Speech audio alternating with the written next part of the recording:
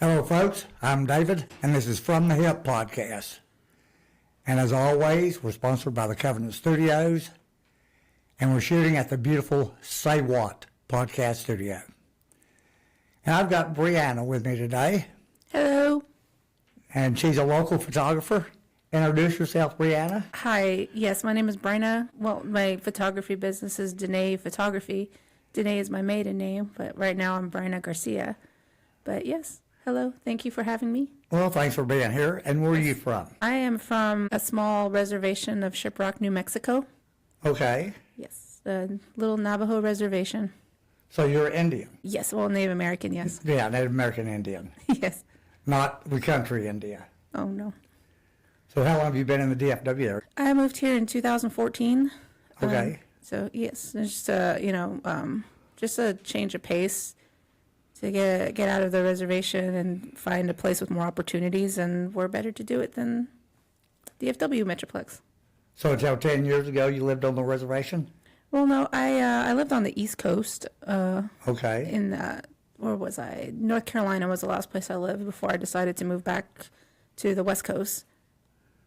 And what brought you to DFW? My son's family. My family obviously is in New Mexico, and I already know what that kind of life is, growing up there.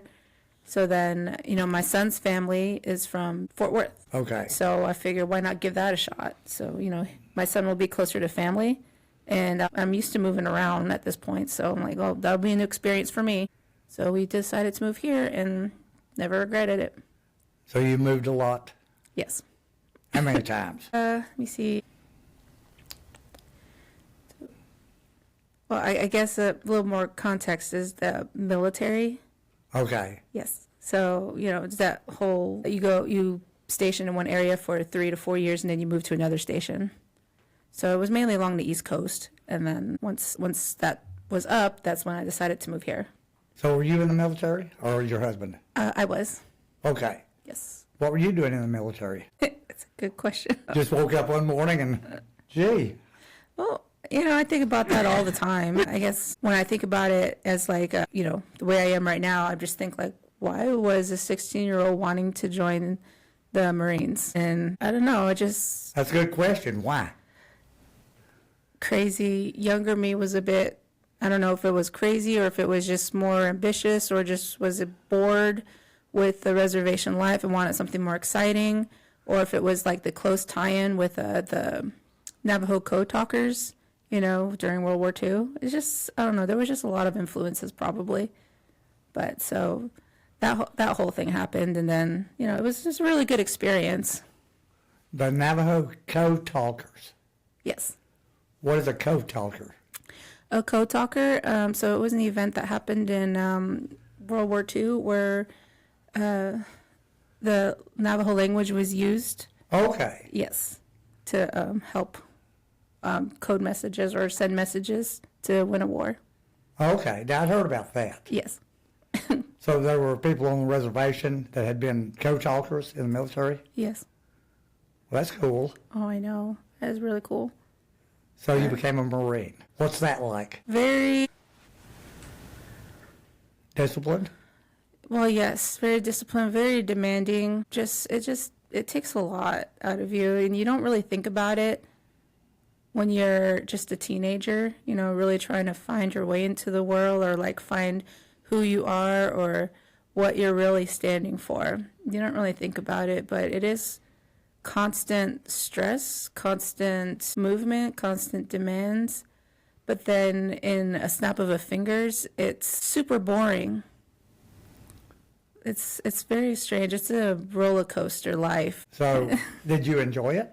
I did. I enjoyed it overall, but there's also obviously like some pros and cons of every job. So how long were you in? I was in for 10 years. Okay. And how did you get into photography? It's something I always wanted to do. Even when I was in like high school, I always wanted to be a part of the yearbook staff, right, or public affairs or something along those lines. But I've never really had the will strong enough to go and ask, or to sign up for the program or anything like that. But when I went into the military, that's actually what I wanted to do. I wanted to do public affairs or combat camera, something along those lines. But, you know, the needs of the military, they don't need any of that. So if they don't need you, they're not going to put you in that position. Yeah. So it's either find another job or go in open contract. And then I went in open contract. So and this is while you're in the military? So then once the whole military was done, then I moved to the DFW Metroplex, and that's when I decided to go to school for photography. Might as well just dig up old dreams and go with it. Okay. And that, you do nothing but photography now, or? Well, I do have a day job. As you probably can kind of understand, there's not too much money in photography unless if you're like, a high-profile photographer or you're working in a studio that's just like a constant photography. Like an old Olin Mills in my time.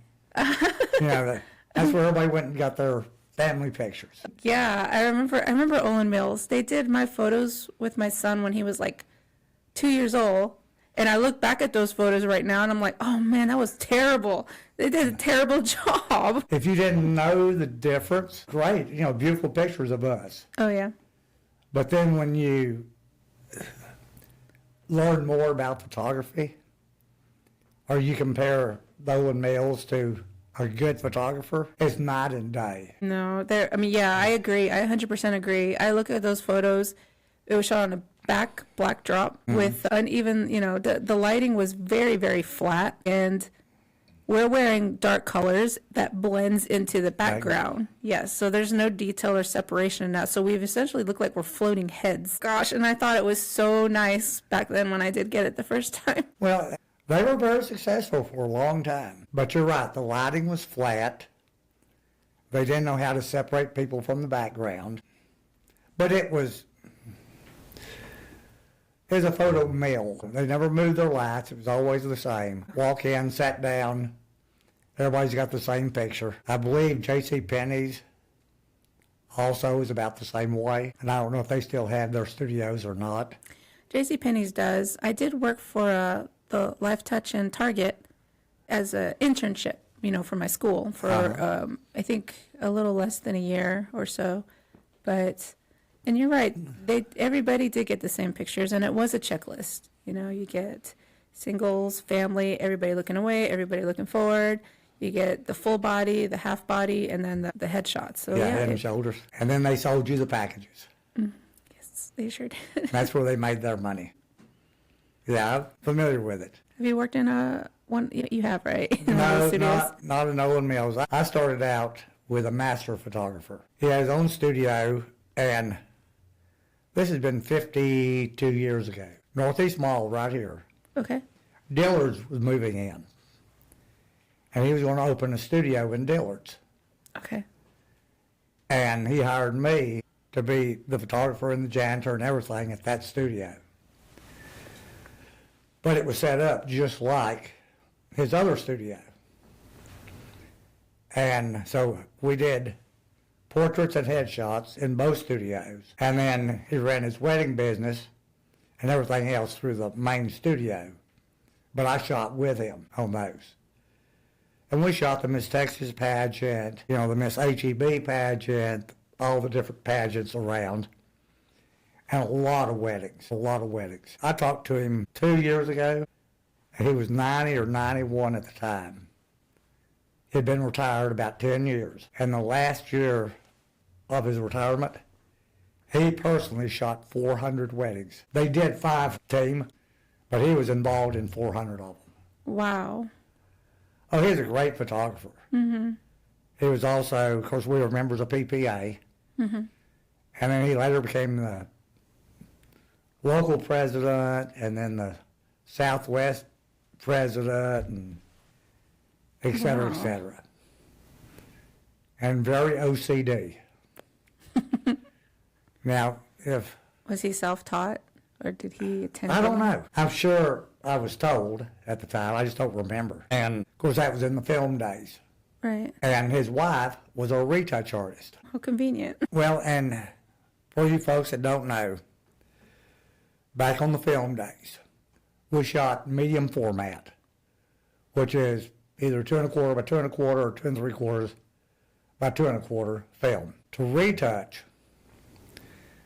let's say they didn't have hair ties, but say you left a hair tie on the wrist. She had to take the negative, put it on a light table, take like an X-Acto knife, and scrape the hair tie out on the negative itself. Then print it. Then get her artist brush and blend in the skin where she had taken that out. Wow. Yeah, Very time consuming. very Wow. time consuming. And if you had to do that on 6 or 8 prints, it took a while. Mm-hmm. And she was a redhead, and she did not have a lot of patience for a photographer that committed that same mistake over and over. Taking images outside, a light post or a tree growing out of your head. Mm-hmm. We learned to pay attention. Yes, absolutely. Close attention. I bet you hear her voice like when you're photographing, like, Yeah. move the tree out of the back. Yeah, move them or you move. But it was good because it taught me, even today, to try to get it right in camera the first time. Yes. And it saves so much work on the back end. Mm-hmm. I agree. And the more you can do right in camera before you ever hit the shutter button, the easier your life is going to be. Mm-hmm. And so, yeah, it was. Amen to that. I mean, not even, I can't even imagine how the retouching of that caliber is. I mean, I probably can, along with having steady hands. But in the beginning when I started, I would just shoot whatever, photograph whatever, and then think in my head, I can fix it in post. I can fix it in post. And then post comes. I have 20 images that are selected. I'm like, I should have just fixed this. Like, damn, shoot. Just prolongs the process, and it's a big headache. But I keep that in my head now when I'm photographing. Take the hair tie off or Move the stray tree. hairs. Yes, exactly. The stray hairs, especially the ones that like cut across the eyeball. Yeah. But, I mean, the hair tie is not a big deal anymore. That's the easiest fix probably, especially with AI generator nowadays. Have you tried it? AI generator? No. In Photoshop? It says amazing stuff. You just circle the hair thing, hit generate, and then it's just gone. But you Amazing. still have to click the buttons and circle. Yes. Or you can say, take that off. Yes. I'd rather just say take it off. Or take the cell phone out of your pocket because you can just see like a big old square in their pants. Yeah.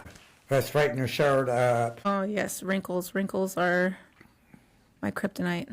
Well, not really. They're easier to take out now. I think once I learned how to split frequency, it's just a game changer when it comes to wrinkles. But do it in the beginning. I know. I know. A pet peeve of mine. And you see it all the time. You get a couple side by side. And, put your arms around one another. He will invariably put his arm around her back and his hand on her shoulder. So in the image, you see them and you see this hand on her shoulder. Now, we know in our head that that's his arm and his hand up there. But it looks like something from the Addams family up there. I laugh because I think the same thing all the time when I see photos like that. And so I tell him, put your hand in the small of their back, or I'll tell him, put your hand on her butt. And I get a giggle out of that one probably. you do, and then if you'll be ready, and say, now you can pinch her if you want to. The smile's on their face. Perfect. So what camera are you shooting? Right now, I am exercising the Canon R7, Okay. the mirrorless, getting the whole dip into the mirrorless era. And I love it. I do like it. I mean, it's a crop sensor. That's fine. But, kind of have to work with the budget sometimes. Oh, yeah. Mm-hmm. Well, I'm a Canon man. Yes. So Good. have you always been Canon? Yes, always and forever. But I mean, I've been kind of trying to dip into Sony. I just, they're, I can see your anger, steam coming out. I'm kidding. It's not anger, disgust. Well, I mean, their low light is really nice. My R7 low light isn't all that great, but I just need to get better at it, probably, the low light. I mean, I work a lot in studio, so this year I've been really I want to focus more on natural light and low light. So that's what I want to work on this year. Well, back to the Sonys. There's nothing wrong with the Sony. They're good cameras. Oh, yes.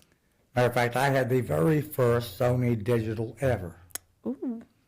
Back in like 94. And it was more like a Polaroid, only it saved it to a diskette Yeah. that you then had to put in your computer. But hey, it was Okay. cutting edge at the time. Yeah, I bet it was. But their menu system, I cannot stand it. It's way too complicated for my simple brain. Mm-hmm. It really is.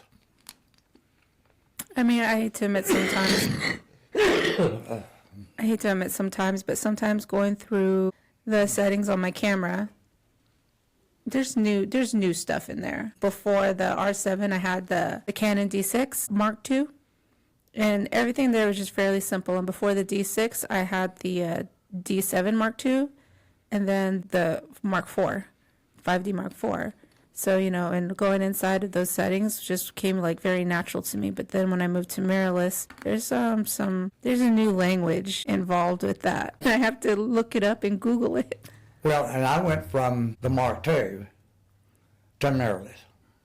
Okay. And I did it not particularly to upgrade camera, but to be more familiar with the mirrorless side of the world, because I end up supporting a lot of cameras, with the studio. Yes. People come in and say, well, turn your live view off. How do I do that?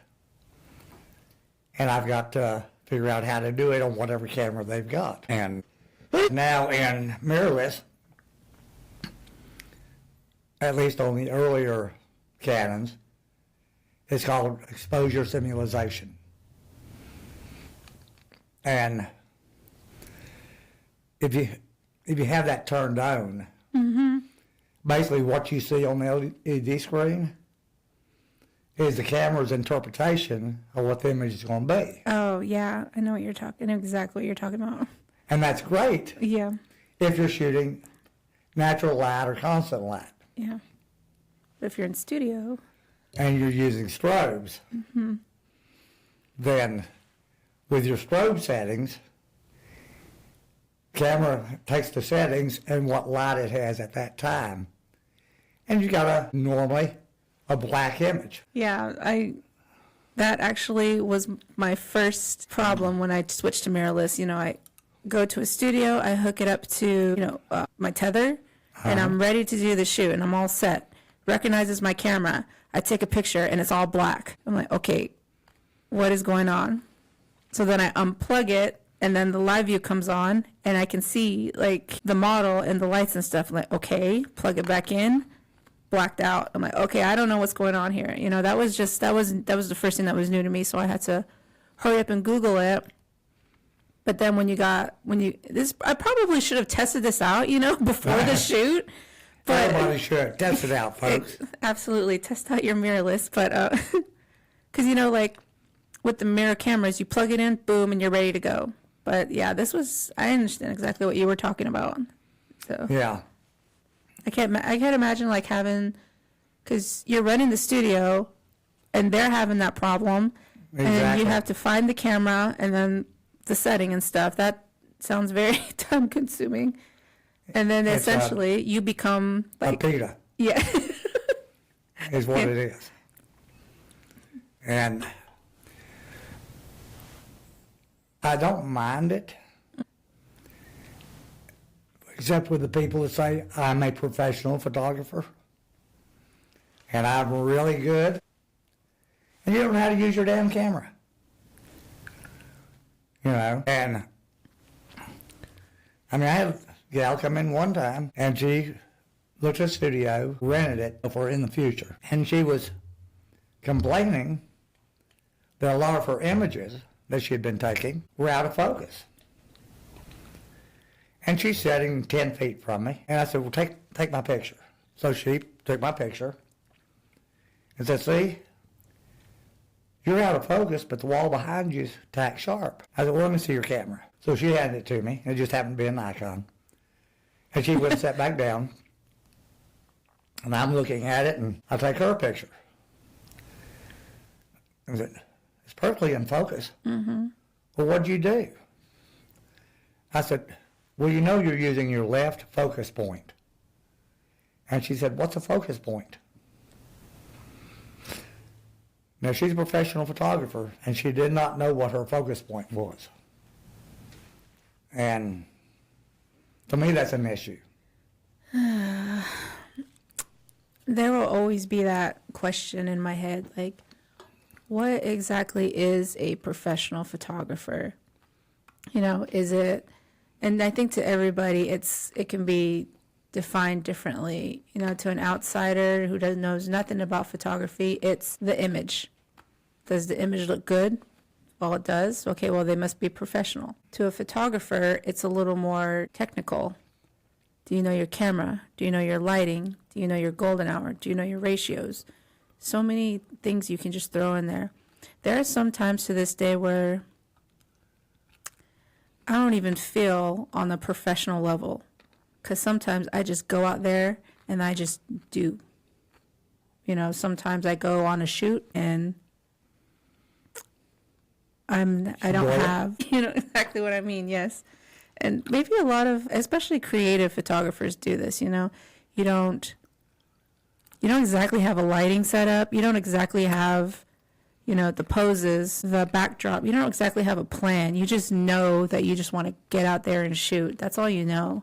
And then once you're in there, you're in the mix, you just start to feel it. And then, would you define that as a professional photographer or just more of an experimenter? To me, a professional photographer knows his camera. Of course. And can reliably get good images under all circumstances. Now, if you're going out just to shoot, and you're a professional photographer, and you have no idea what you're going to shoot, you may not end up with exactly what you had in mind. That doesn't mean you blew the shoot. That means you just didn't get exactly what you wanted for whatever reason. But if the image is still good, just not up to what you would like it to be, it doesn't mean you blew it. It just means you did not meet the goal you had in mind. And you'd be trying to get, let's say, light painting. Okay. I've never done light painting. I think it's really cool. I'm just really lazy.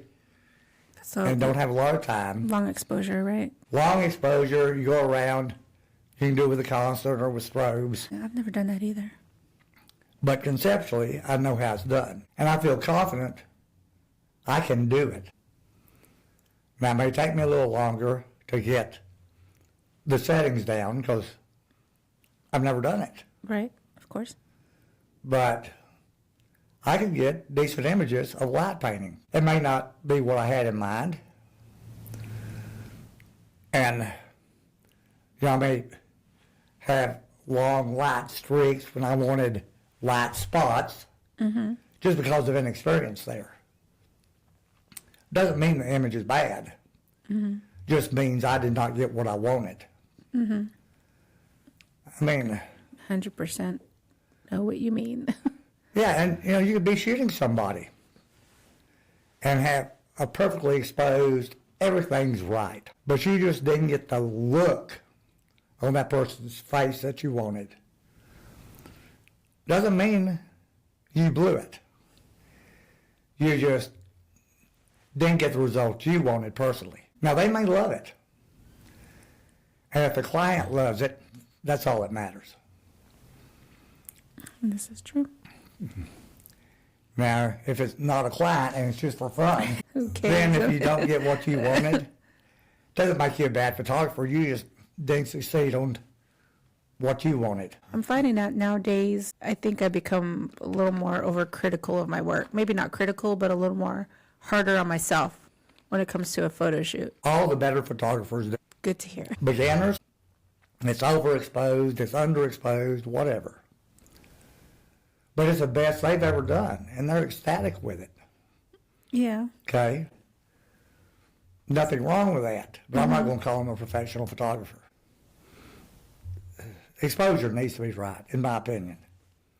But I'm old school. Important. Mm-hmm. You know, unless you, if you say, I'm going to overexpose this image, Okay. okay, And the area. and then you do, Yeah.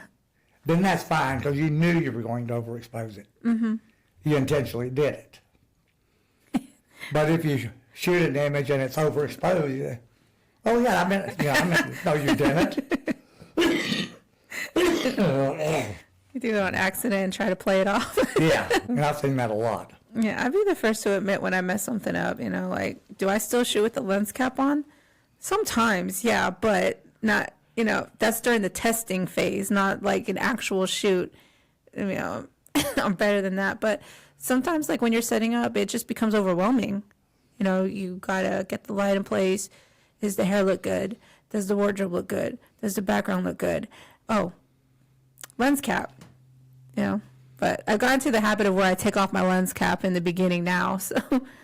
Well, here's how I solved that problem. How? I don't use a lens cap. Oh, you don't use it at all? On a Canon? How do your lens feel about that? I treat them well. I just don't tuck them in a bed. Well, even when you're going on location? I don't go on location. Okay. But if I did, I don't even know where my lens caps are. Yeah, I'm sorry. Well, I'm you sorry. can sell them to me. I could always either lose them, and then when I lose them, I I'm gotta sorry, go. I don't know where they are. I pay no attention to them. You buy a new lens, you take the lens cap off and just chuck it? No, I've got it somewhere, Oh. but it gets left somewhere else, and we can dig through my bag and see if I have any. But it'll either be a 50 for a 50 millimeter, 24-70, or an 85. And that's about all I shoot. That covers everything I need. So when you own that studio over there, right? Yes. Okay. So when you own a studio, I imagine it's like the best to just have to go in there and shoot whenever you want. When you own a studio,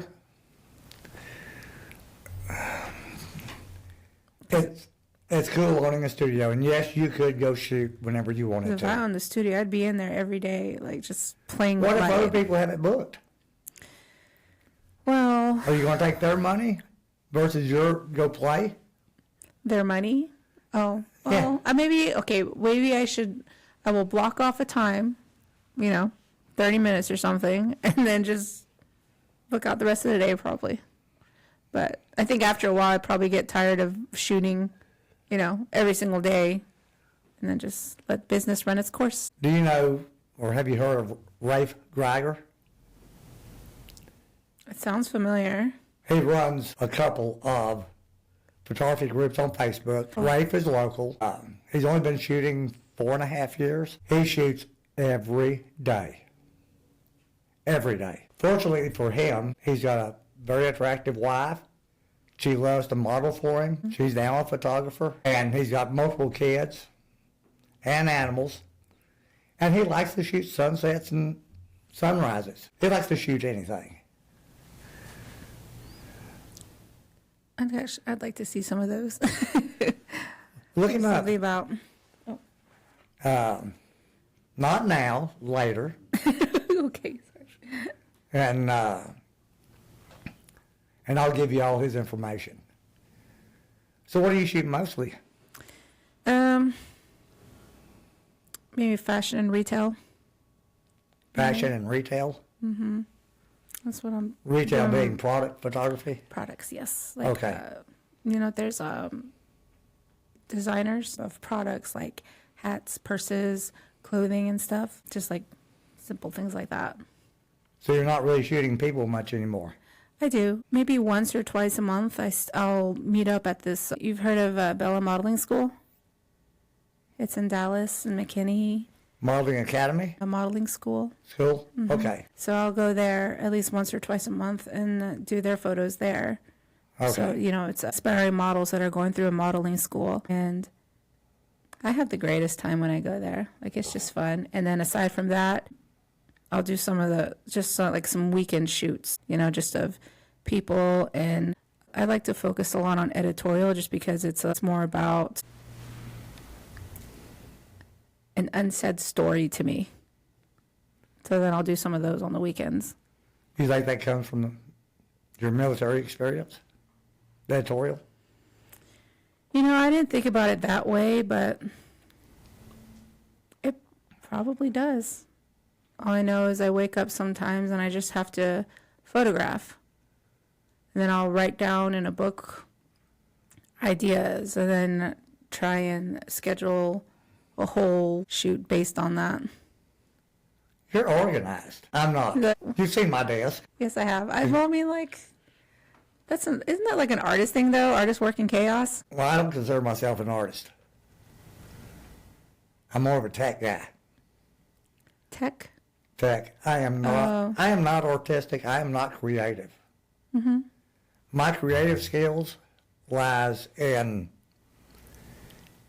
like the studio, how to get the most out of a certain amount of space.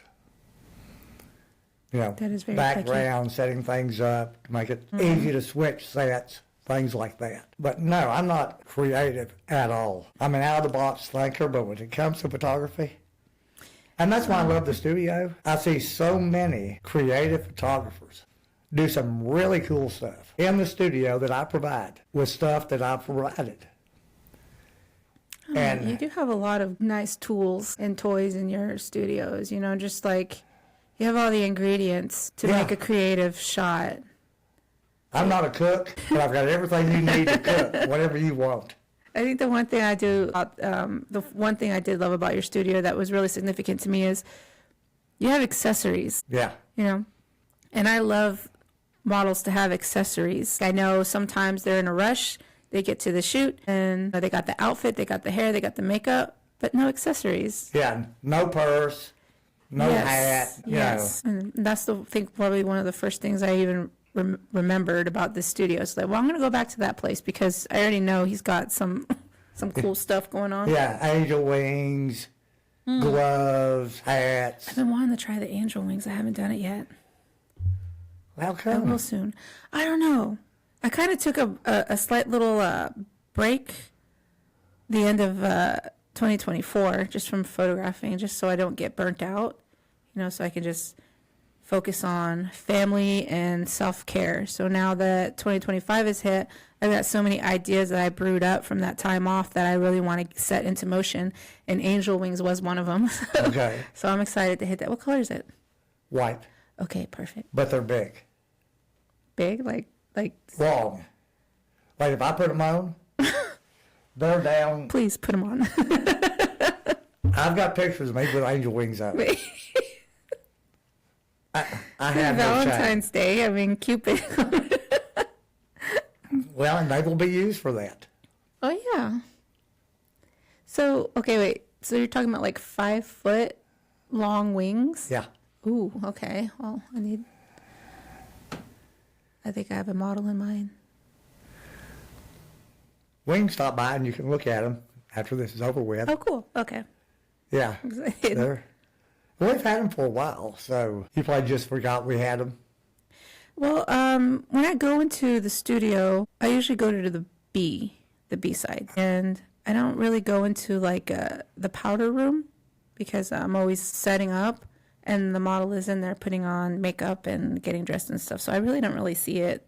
Okay. until like the end of the shoot, when I'm making sure everything is picked up. But I don't know. It didn't really.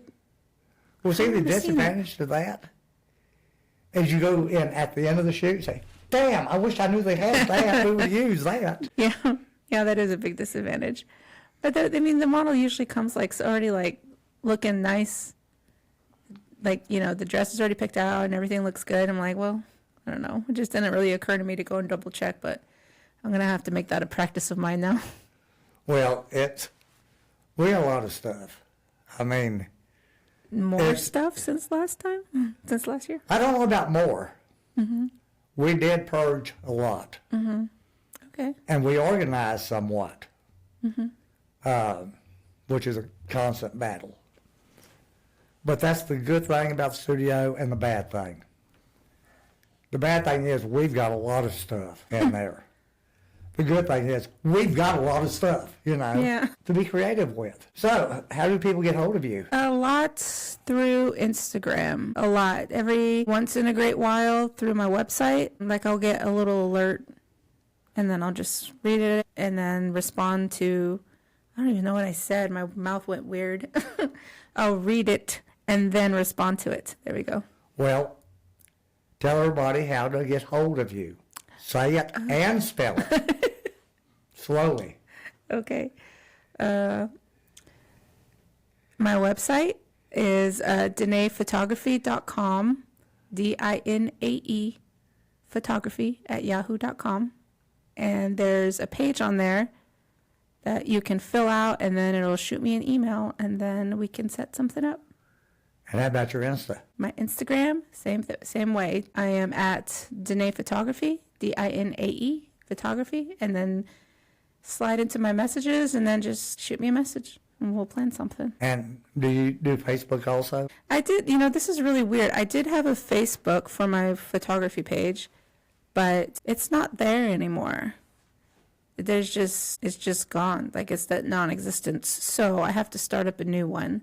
And I'm going to do that this year too. Okay. Which, I think out with the old, in with the new, because they were photos from like my school days. They were like super old. So I guess it's nice to finally put something new in there. Okay. Well, yeah, I'm sure people would like to see it. I do have a TikTok also, but I don't. Are we going to get banned from that? I don't know what's going on with the whole TikTok thing. I don't either, but what I've heard is if you have the app, you'll still have TikTok. I watch a lot of TikTok, and I've really gotten into the second date updates. It's really cool. Second date updates? Yeah, what it is, a couple, Okay. meet up and they go out on a date. And let's say the guy wants to have a second date, Okay. and he messages and calls, and they've ghosted him. Oh.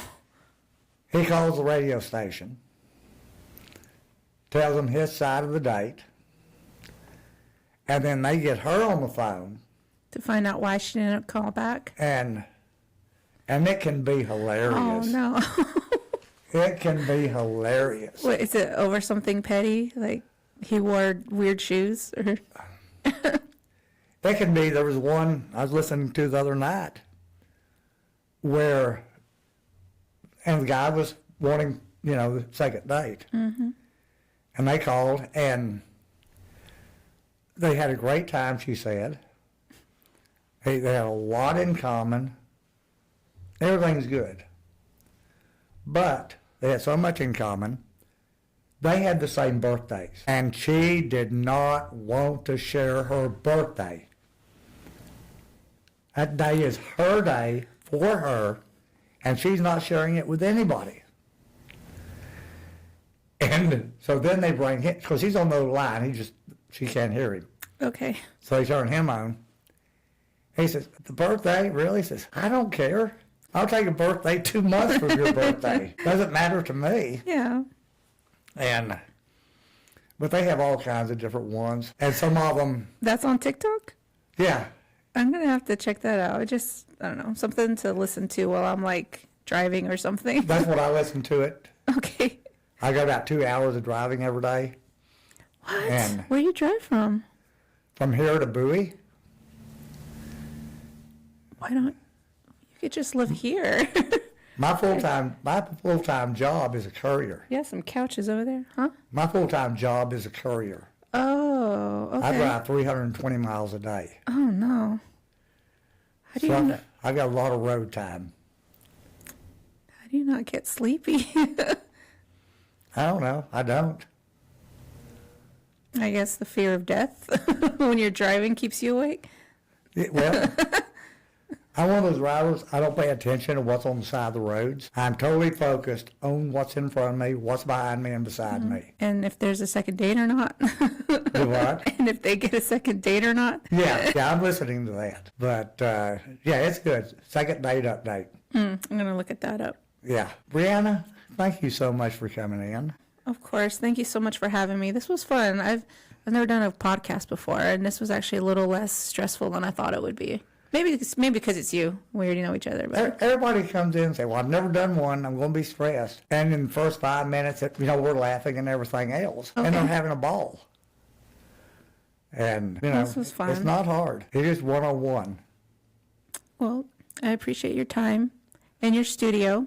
Well, thank you. You know, I'll be back here because I love creating here. Well, we'll go down and look at the wings. Yes, I know about the wings. Folks, keep her in mind if you need a photographer.